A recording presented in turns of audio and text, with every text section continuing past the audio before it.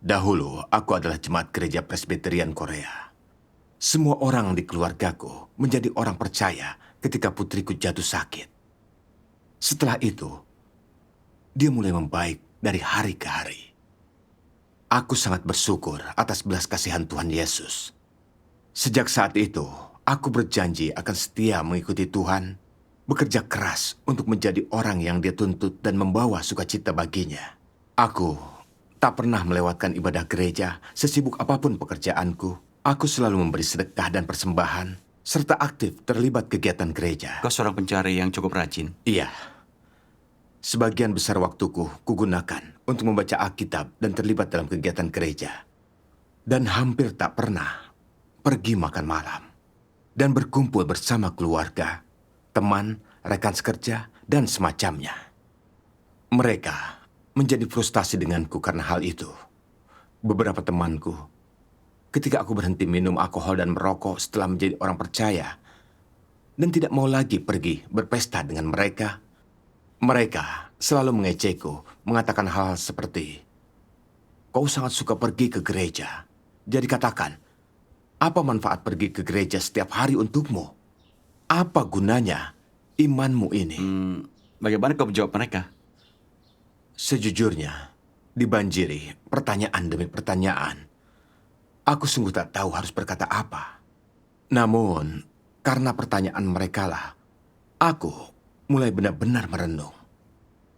Untuk apa sebenarnya aku beriman? Apakah untuk memohon Tuhan menyembuhkan putriku atau untuk menjaga keluargaku? Apakah beriman berarti hanya membaca Alkitab dan pergi ke gereja setiap hari?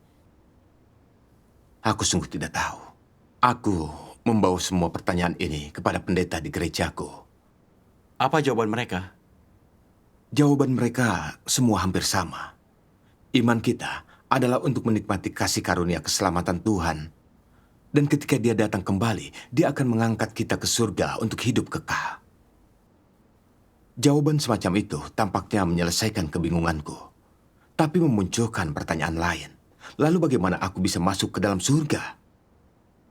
Mereka mengatakan kepadaku, Roma 10 ayat 10 berbunyi, "Sebab dengan hati orang percaya kepada kebenaran, dan dengan mulut pengakuan kepada keselamatan dibuat." Ini berarti dosa kita diampuni oleh Tuhan, jadi kita diselamatkan oleh iman.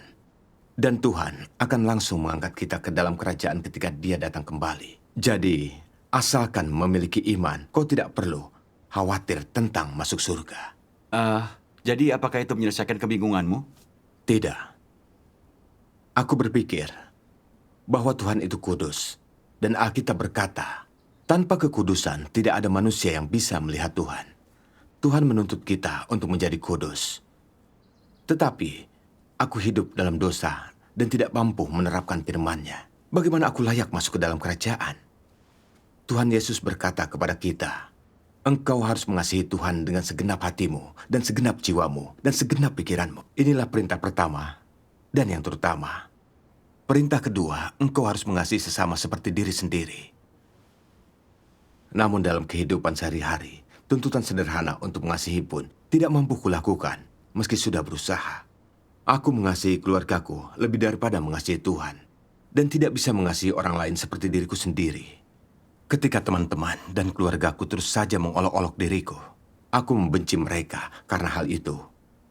Bukannya toleran dan sabar. Aku juga teringat Ibrani 10 ayat 26 yang berbunyi, "Karena jika kita dengan sengaja berbuat dosa setelah menerima pengetahuan kebenaran, maka tidak ada lagi korban untuk menghapus dosa itu." Aku tahu apa yang Tuhan tuntut, tapi aku tak mampu lakukan. Aku terus hidup dalam dosa, dan upah dosa adalah maut. Jika itu masalahnya, aku tak melihat apa bedanya kesudahanku dengan orang yang tidak percaya. Ini membuatku berpikir, masuk ke dalam kerajaan tidak sesederhana seperti yang dikatakan pendeta. Tapi aku tetap tidak tahu cara bisa masuk surga dan peroleh hidup kekal. Aku tetap tidak memiliki jalan. Apakah kau terus mencari? Iya. Aku terus bertanya kepada pendeta dan teman-teman gerejaku. Tetapi tak seorang pun dari mereka yang memiliki jawaban yang jelas. Mereka cuma bertanya, Mengapa tiba-tiba menanyakan semua pertanyaan aneh ini?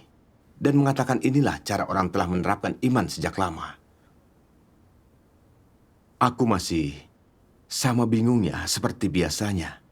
Jadi, aku memutuskan untuk membaca ulang keempat Injil. Berpikir pasti ada jawaban dalam perkataan Tuhan Yesus. Suatu hari pada tahun 2008, aku membaca ayat-ayat ini. Yesus berkata kepadanya, "Akulah kebangkitan dan kehidupan. Barang siapa percaya kepadaku, meskipun dia telah mati, dia akan hidup kembali. Dan barang siapa yang hidup dan percaya kepadaku, tidak akan pernah mati." Percayakah engkau hal ini? Ayat-ayat ini membingungkan ketika aku membacanya. Mengapa Tuhan mengatakan kita harus hidup dan percaya kepadanya? Sebagai orang percaya, bukankah kita semua hidup dan percaya kepadanya? Apakah Tuhan memandang kita sebagai orang mati? Itu menimbulkan banyak pertanyaan bagiku. Selama beberapa waktu, aku menghabiskan setiap waktu luang untuk merenungkan hal ini. Tetapi aku tidak pernah bisa mengetahui arti sebenarnya. Aku kembali menemui pendeta dan jemaat gereja lainnya dengan pertanyaanku. Dan mereka bukan hanya tidak memiliki jawaban, tetapi juga menertawakanku. Namun, aku terus merasa seperti ada makna lebih dalam yang tersembunyi dalam perkataan Tuhan. Kemudian, suatu kali aku membaca ayat ini dalam Injil Matius. Dan murid-muridnya yang lain berkata kepadanya, "Tuhan, biarkan aku terlebih dahulu pergi dan menguburkan ayahku." Namun Yesus berkata kepadanya, "Ikutlah aku, dan biarkan orang mati menguburkan orang mati mereka sendiri." Ketika aku melihat frasa, "biarkan orang mati menguburkan orang mati mereka sendiri," aku sedikit bingung. Mengapa Tuhan menyebut mereka yang masih hidup pada waktu itu sebagai orang mati? Apakah Tuhan memandang kita sebagai orang yang hidup atau orang mati? Aku teringat Alkitab berkata, upah dosa adalah maut. Dan aku hidup dalam dosa. Apakah itu yang dimaksud Tuhan dengan orang mati? Jika demikian, bagaimana aku bisa hidup kembali? Dan bagaimana aku bisa masuk ke dalam kerajaan? Hatiku penuh dengan pertanyaan yang tidak bisa kupahami sama sekali. Namun, di lubuk hati, aku jelas tentang satu hal. Karena Tuhan yang mengatakan hal-hal ini, jawabannya pasti ada di dalam Alkitab. Jadi, aku tidak kehilangan iman, tetapi terus mencari jawabannya. Bagus. Mencari kebenaran sungguh membutuhkan iman. Ya, syukurlah Tuhan membimbingku. Beberapa bulan kemudian, aku membaca hal lain yang Dia katakan. Sesungguhnya, aku berkata kepadamu, saatnya akan tiba dan telah tiba sekarang, ketika orang mati akan mendengar suara anak Tuhan, dan mereka yang mendengarkannya akan hidup. Setelah membaca ayat ini, segera menjadi jelas bagiku bahwa orang mati hidup kembali ketika mereka mendengar suara Tuhan. Aku yakin, inilah jawaban yang selama ini ku cari. Namun, aku masih agak bingung. Berpikir bahwa aku telah mendengar suara Tuhan sejak lama, tetapi aku masih belum bebas dari ikatan dosa. Apakah aku dianggap sebagai orang hidup? Apa yang dimaksud dengan mereka yang mendengarnya akan hidup? Apa artinya itu? Bagaimana orang bisa hidup kembali? Apakah Tuhan akan mengatakan sesuatu yang baru ketika Dia datang kembali yang harus kita dengar? Dan jika demikian, bagaimana kita bisa mendengar suara Tuhan? Di mana kita bisa mendengarnya? Aku tidak mampu memahaminya. Jadi, aku berdoa kepada Tuhan. Ya Tuhan, izinkan aku mendengar suara-Mu sesegera mungkin. Aku tidak mau mati. Aku mohon selamatkan aku.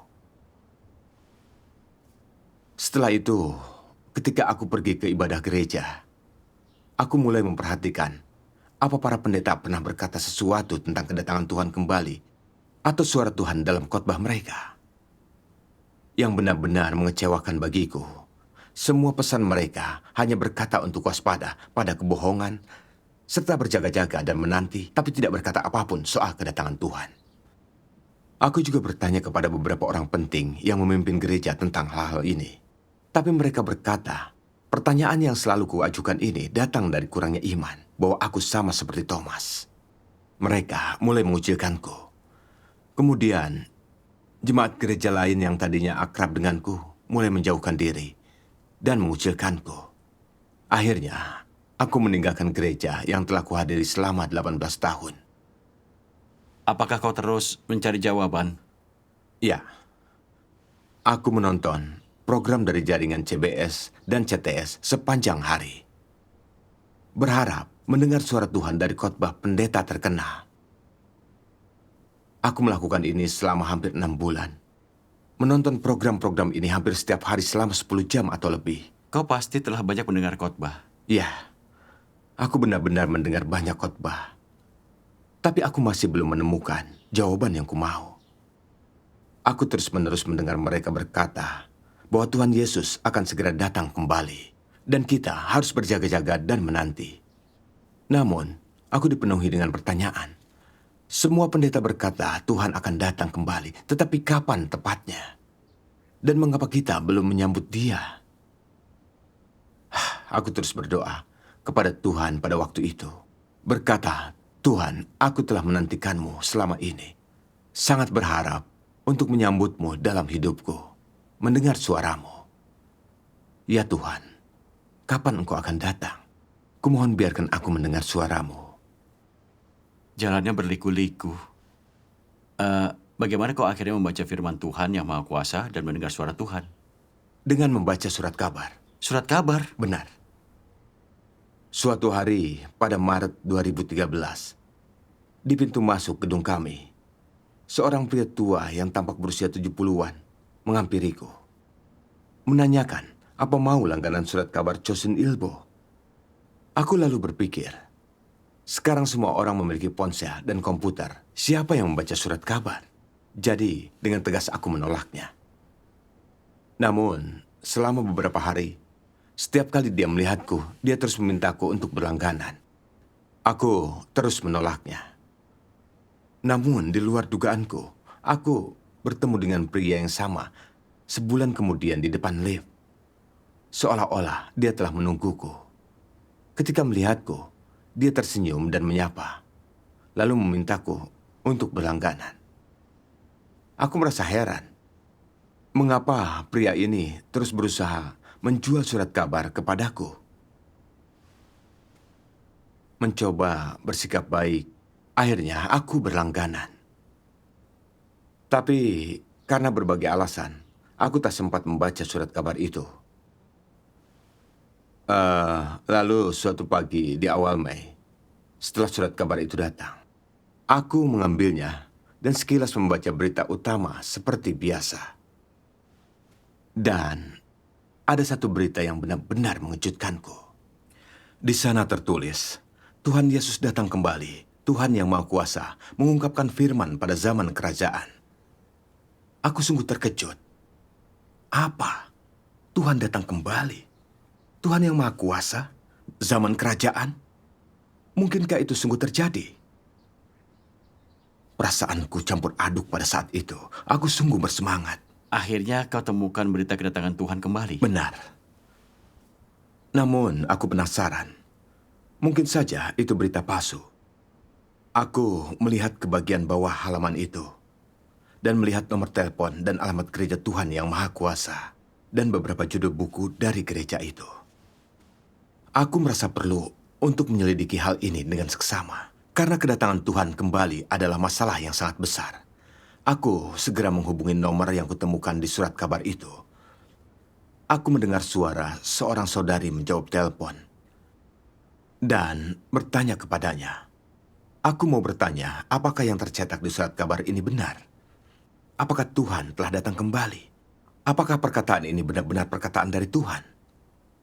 Dia berkata, benar. Saudari Kim dan Pio dari Gereja Tuhan yang Maha Kuasa mengatur waktu untuk bertemu denganku. Dan mereka mempersekutukan 3 tahap pekerjaan Tuhan kepadaku. Saudari Kim lalu berkata, sejak Adam dan Hawa digoda dan dirusak oleh iblis, manusia telah hidup dalam dosa, di bawah kekuatan iblis, dipermainkan dan disiksa.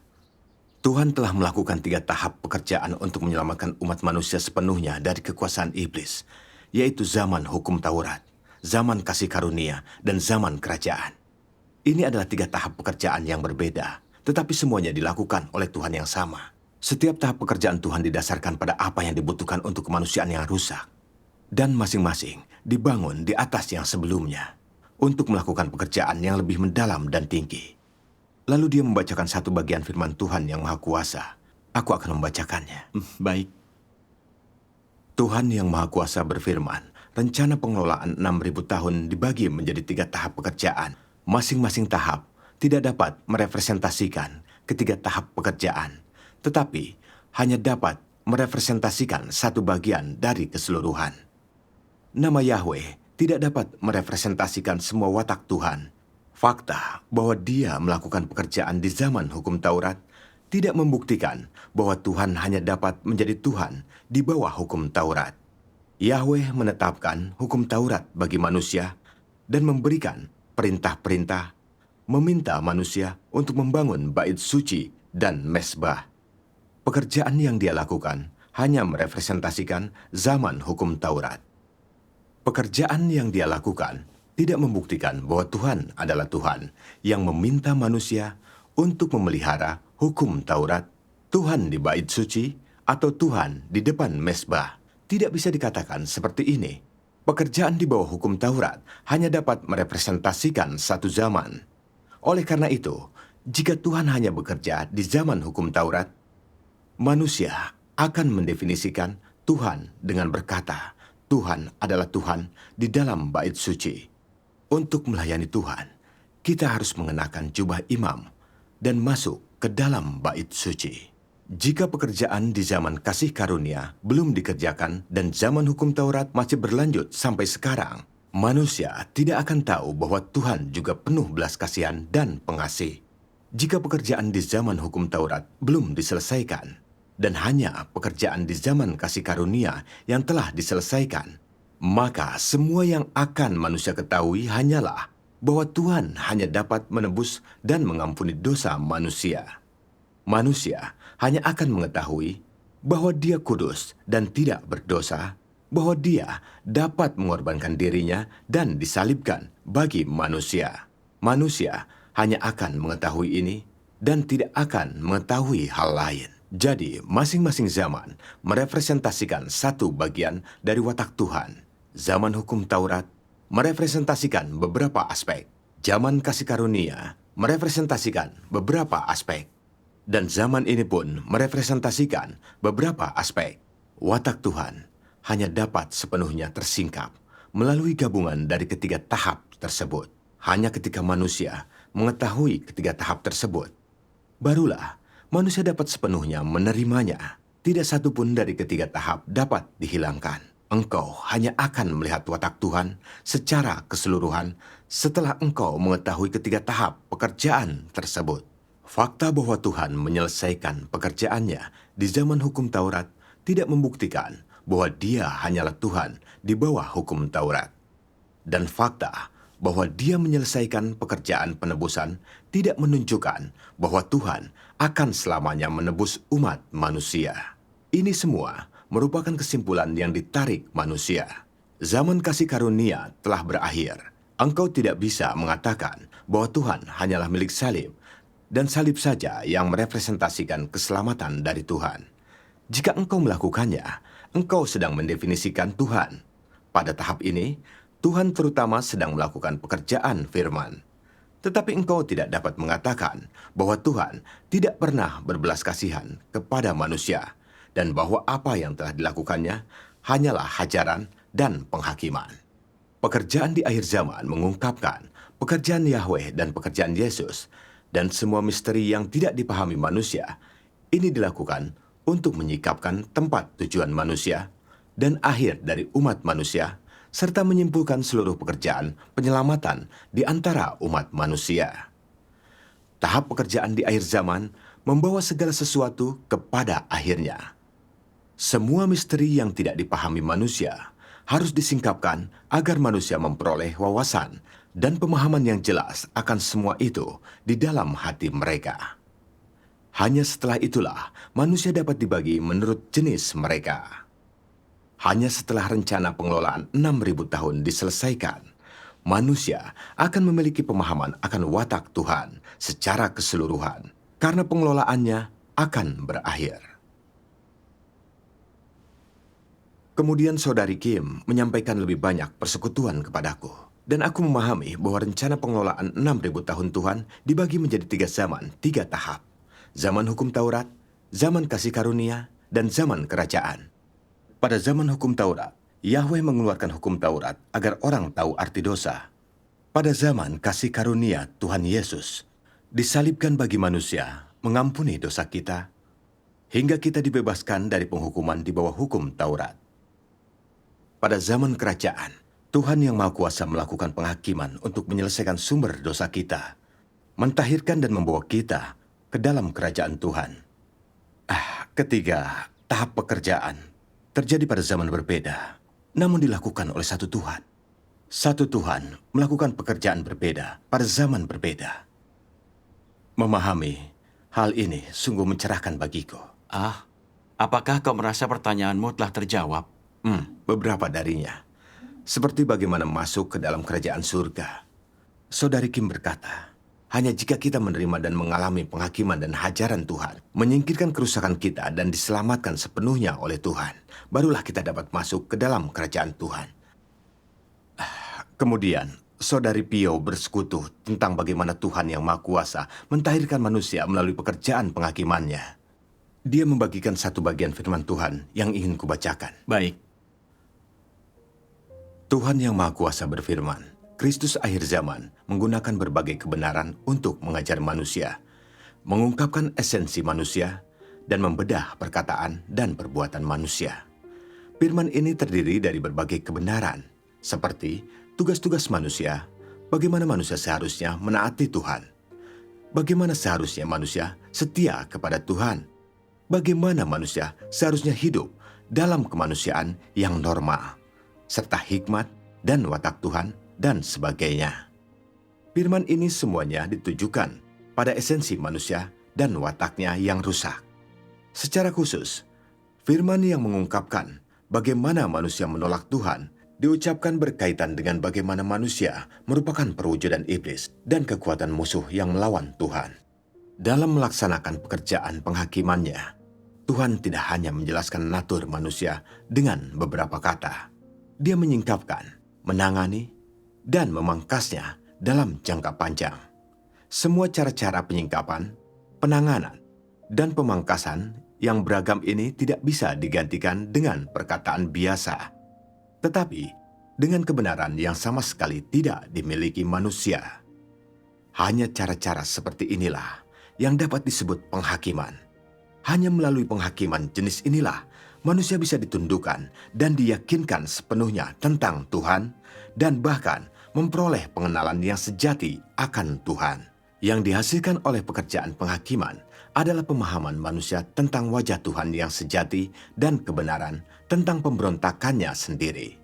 Pekerjaan penghakiman memungkinkan manusia untuk mendapatkan banyak pemahaman akan kehendak Tuhan, tujuan pekerjaan Tuhan, dan misteri-misteri yang tidak dapat dipahami olehnya.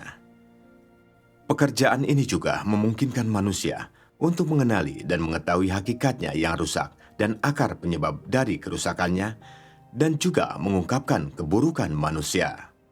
Semua efek ini dihasilkan oleh pekerjaan penghakiman, karena hakikat pekerjaan ini sebenarnya adalah pekerjaan membukakan jalan, kebenaran, dan hidup Tuhan kepada semua orang yang beriman kepadanya. Pekerjaan ini adalah pekerjaan penghakiman yang dilakukan oleh Tuhan.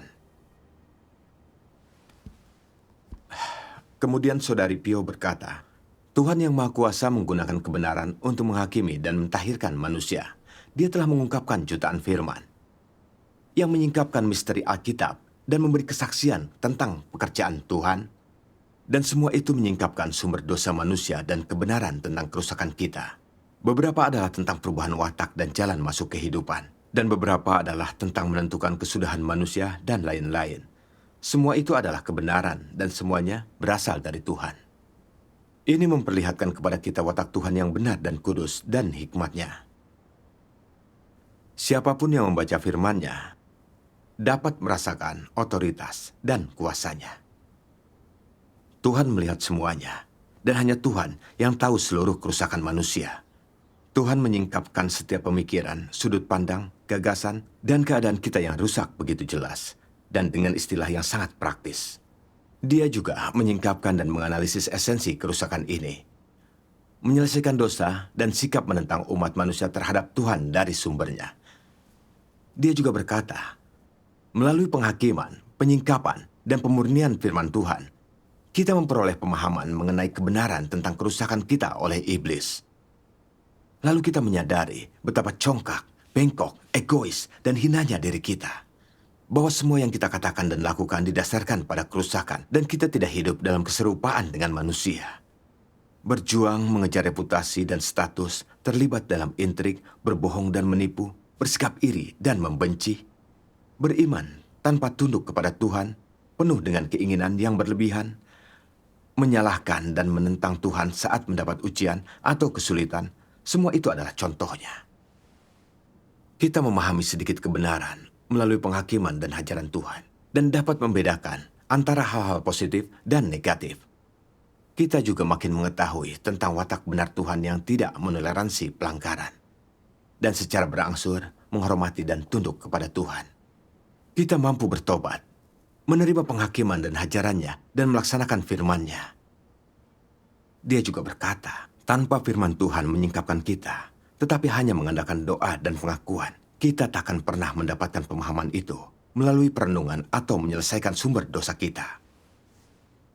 Melalui pengalaman itulah, kita juga memahami bahwa penghakiman Tuhan adalah kasih-Nya yang paling sejati dan keselamatan terbaik bagi manusia, dan tanpa pekerjaan nyata itu, watak rusak kita takkan pernah bisa ditahirkan.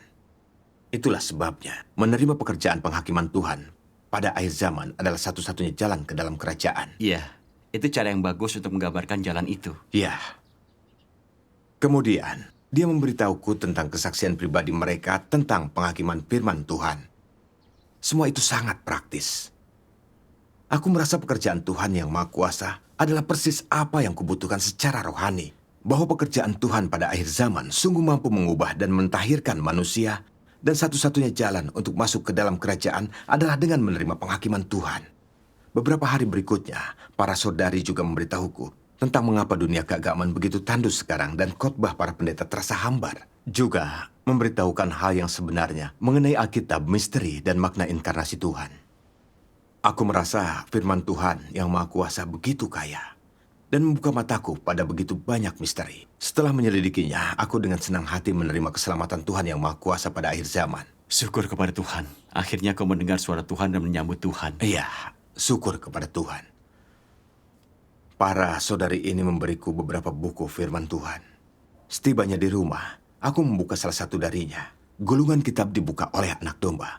Hal pertama sekali yang kulihat adalah beberapa bagian firman Tuhan. Meskipun banyak orang percaya kepada Tuhan, hanya sedikit yang memahami apa arti beriman kepada Tuhan dan apa yang harus mereka lakukan agar sesuai dengan kehendak Tuhan. Hal ini terjadi karena walau orang terbiasa mendengar kata Tuhan dan frasa seperti pekerjaan Tuhan, mereka tidak mengenal Tuhan, apalagi mengetahui pekerjaannya. Maka tak heran jika semua orang yang tidak mengenal Tuhan karut-marut dalam kepercayaan mereka kepadanya. Orang tidak menganggap serius kepercayaan kepada Tuhan. Dan ini sepenuhnya karena percaya kepada Tuhan terlalu asing, terlalu aneh bagi mereka.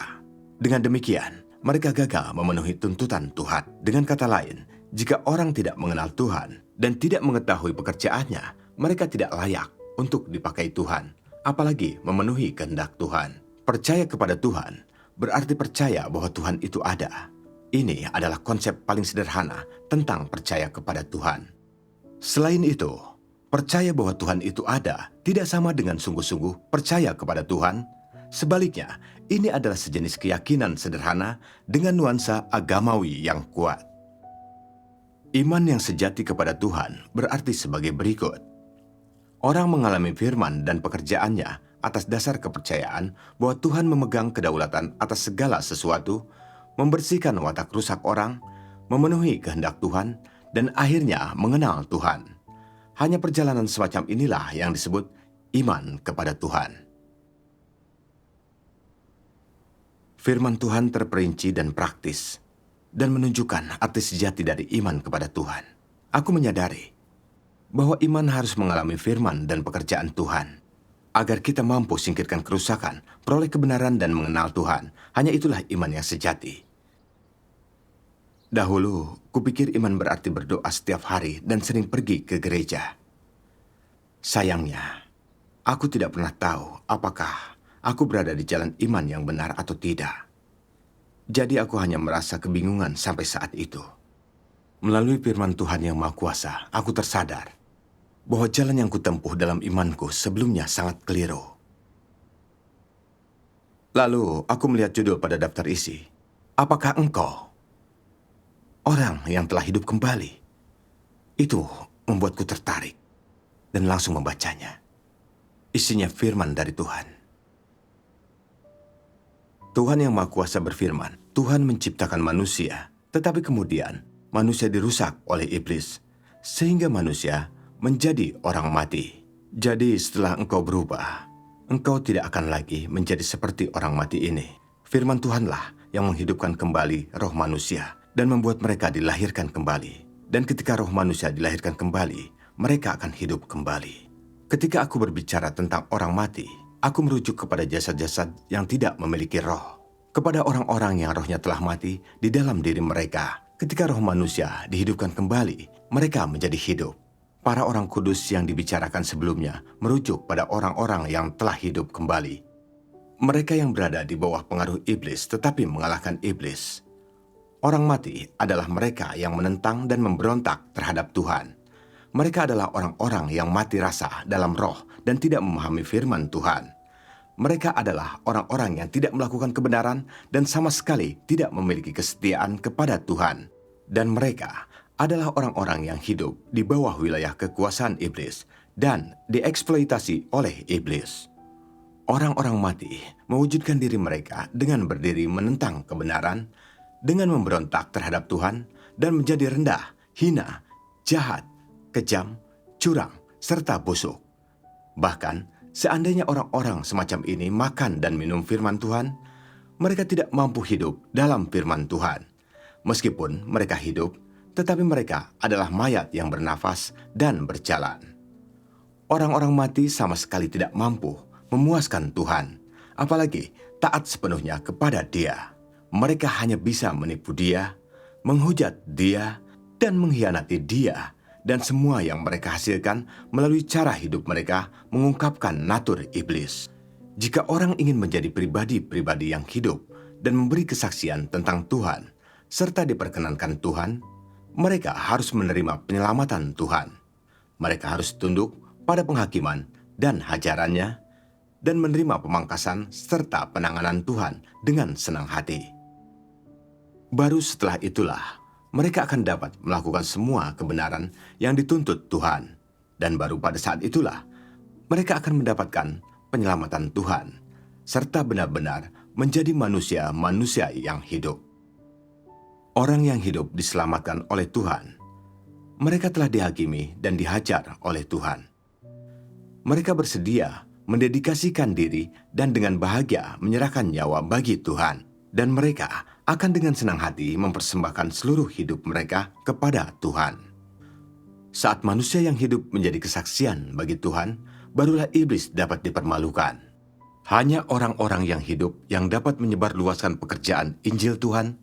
Hanya orang-orang yang hidup yang mencari hati Tuhan, dan hanya orang-orang yang hidup yang adalah manusia sejati. Setelah membaca bagian ini, aku yakin dalam hatiku bahwa inilah jawaban yang kucari selama bertahun-tahun. Akhirnya aku tahu apa artinya menjadi mati atau menjadi hidup. Ketika Tuhan menciptakan Adam dan Hawa, mereka bisa mendengarkan Tuhan, menyatakan dan memuliakan Dia. Mereka bisa hidup dengan roh. Lalu iblis mencobai mereka untuk mengkhianati Tuhan. Dan mereka mulai hidup dalam dosa di bawah kuasa iblis. Dan begitulah manusia menjadi makin rusak. Dengan berbagai macam racun iblis yang ditanamkan ke dalam diri kita. kita menjadi tenggelam dalam dosa semakin dalam, menyangkal Tuhan, menolak dan menentang Dia.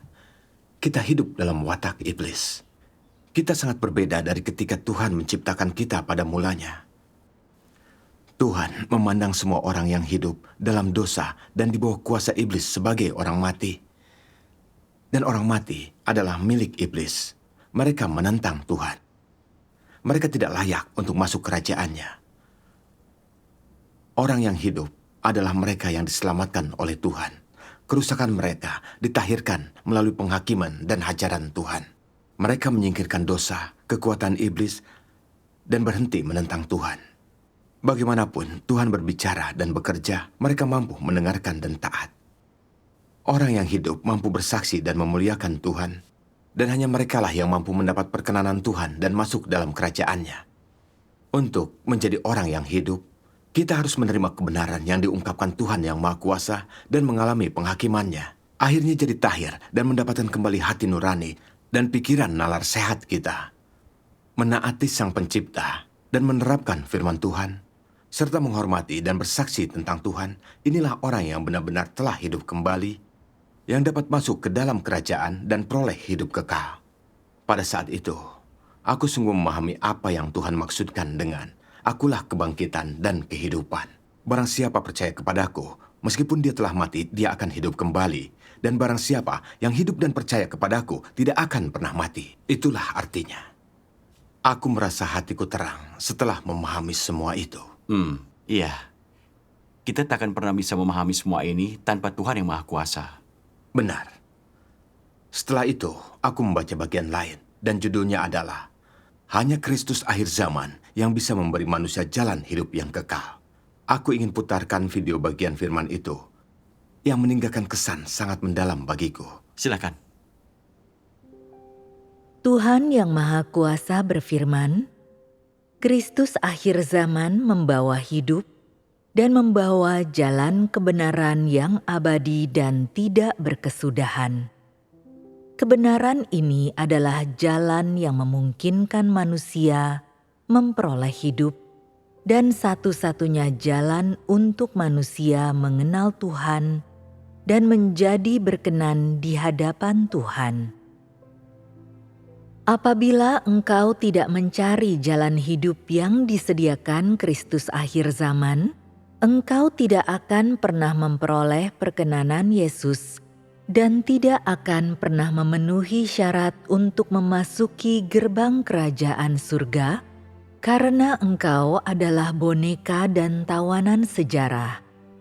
Mereka yang dikendalikan oleh peraturan-peraturan, oleh hukum yang tertulis, dan terbelenggu oleh sejarah, tidak akan pernah bisa memperoleh hidup maupun mendapatkan jalan hidup yang kekal.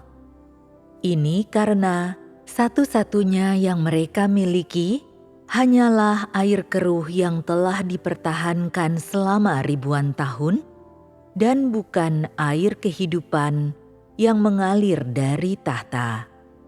Mereka yang tidak menerima air kehidupan akan selamanya tetap mayat, mainan iblis, dan anak-anak neraka. Lalu, bagaimana mereka bisa melihat Tuhan?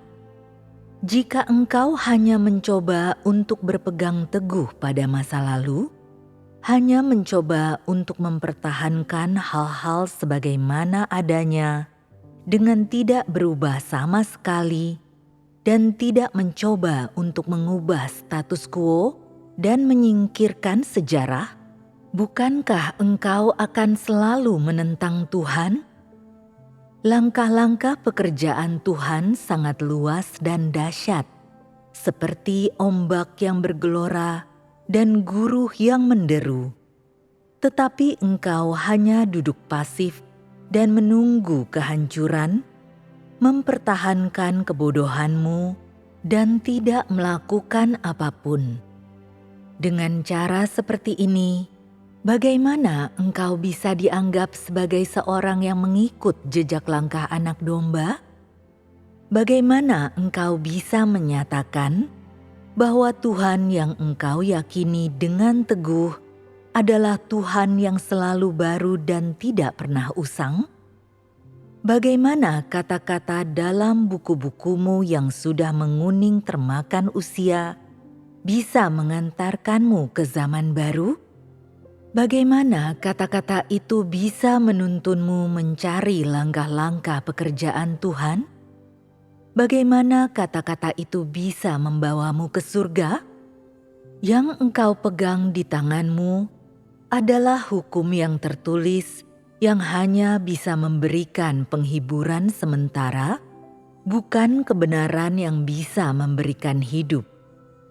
Kitab suci yang engkau baca hanya bisa memperkaya lidahmu, bukan kata-kata hikmat yang bisa membantumu memahami hidup manusia, apalagi jalan yang bisa menuntunmu menuju kesempurnaan. Apakah kesenjangan ini tidak memberimu alasan untuk merenung? Tidakkah ini membantumu memahami misteri yang terkandung di dalamnya? Mampukah engkau membawa dirimu sendiri ke surga untuk bertemu Tuhan dengan caramu sendiri? Tanpa kedatangan Tuhan, bisakah engkau membawa dirimu sendiri ke surga untuk menikmati kebahagiaan keluarga bersama Tuhan? Apakah sekarang engkau masih bermimpi? Jika demikian, aku menyarankan agar engkau berhenti bermimpi dan menyaksikan siapa yang sedang bekerja sekarang. Lihatlah siapa yang sekarang sedang melakukan pekerjaan menyelamatkan manusia pada akhir zaman. Kalau engkau tidak melakukan itu, engkau tidak akan pernah mendapatkan kebenaran dan tidak akan pernah memperoleh hidup. Firman ini benar-benar berdampak besar padaku. Aku merasa firman ini sangat berotoritas dan kuat, bahwa firman itu hanya berasal dari Tuhan. Aku teringat Tuhan Yesus berfirman, "Akulah jalan kebenaran dan hidup. Tidak ada manusia yang datang kepada Bapa tanpa melalui aku."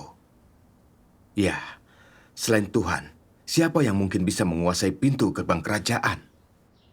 Jika kita menginginkan hidup yang kekal, kita harus menerima jalan hidup yang kekal yang diberikan oleh Kristus akhir zaman.